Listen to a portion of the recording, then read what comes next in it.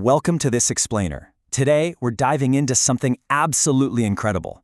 We hear so much doom and gloom about habitat destruction, but how often do we get a practical, step-by-step masterclass on how to actually reverse it? Well, that's exactly what we're going to explore right now. We're treating the RSPB Arne Nature Reserve, down on the stunning edge of Poole Harbor in Dorset, as our ultimate blueprint. We're going to break down exactly how they're saving critically endangered ecosystems, engineering the return of lost species, and crucially, making all of this revitalized nature fully accessible to everyone. Okay, so here's our roadmap for the day. We'll start by looking at the lowland heath crisis, move right into actionable tactics for habitat restoration, then look at how we're engineering wildlife comebacks, and wrap up with making nature accessible. Let's jump right in. So, part 1. The lowland heath crisis. Because honestly, you really can't fix a problem until you grasp the sheer scale of the habitat loss we're dealing with here. 80%. Just let that sink in for a second. That is the amount of UK lowland heath we've lost since the 1800s. It's literally one of the most threatened habitats in the entire UK. For over 2 centuries, relentless forestry and massive changes in land use have essentially wiped this unique landscape right off the map. And the tragedy is, when you lose the landscape, you lose the highly specialized wildlife that relies on it. Take the Dartford warbler, for example. It's this charismatic little gray-brown bird with a distinctive red eye ring.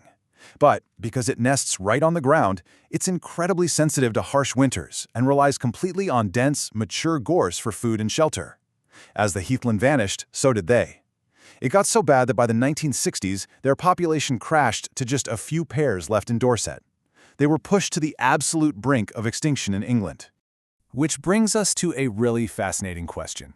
When an ecosystem is 80% gone, and its native species are down to their last few pairs, how do you actually bring a habitat back from the brink? Where do you even start? Well, that leads us right into part 2, tactics for habitat restoration. Let's look at how this blueprint translates into actionable, real-world conservation. The blueprint starts from the ground up, literally. Step 1 is getting in there and actively removing commercial conifer plantations that choke out the native flora. Step 2 is reverting old arable farmland back to its natural heath state. And step 3, which is absolutely crucial, is connecting those fragmented lands. A perfect example of this is the massive 67-hectare Hydes Heath project.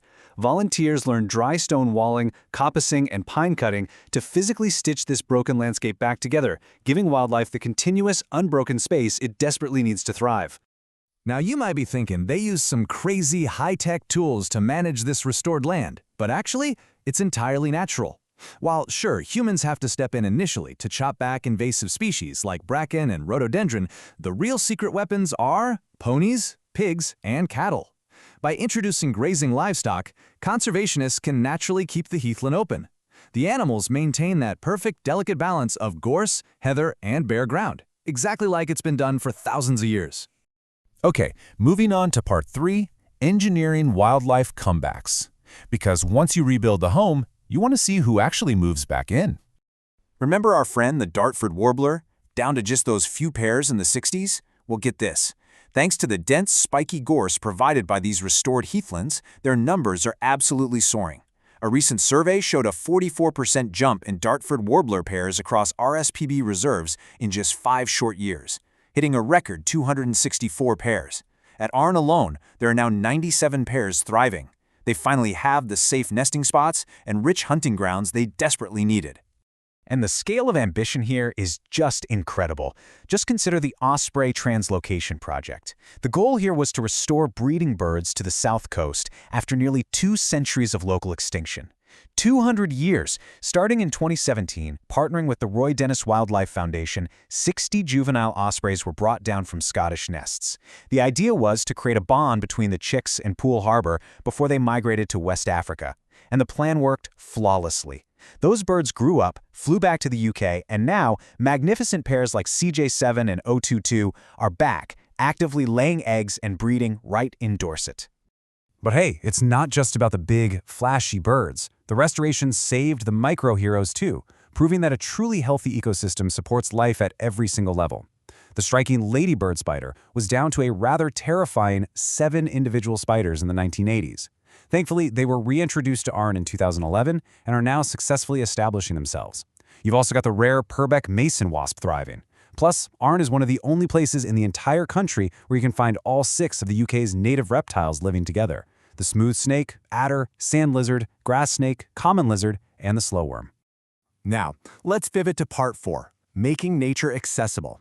Because, at the end of the day, a recovered habitat is only a total success if everyone, regardless of their physical mobility or transport situation, can actually experience it. True conservation has to include people. Arne's inclusive infrastructure proves that conservation and human accessibility can absolutely go hand in hand. They've built wide, level wheelchair paths, like the 30-minute easy access trail, and fully accessible viewing screens like the Middle Bear Lookout. They also offer specialized mobility vehicle hire and a dedicated shuttle bus, which we're going to dive into right now.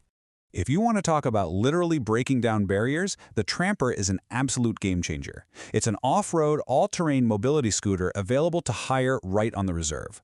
For just a small fee and a very short training session, visitors with limited mobility are empowered to traverse rugged heathland routes. You just email ahead to reserve it, and suddenly the deep wilderness is opened up to absolutely everyone. Of course, accessibility also means actually reaching the reserve in the first place. For folks without cars, or anyone looking for eco-friendly travel, the Purbeck 200 shuttle, affectionately known as the Little Green Bus, is a vital lifeline.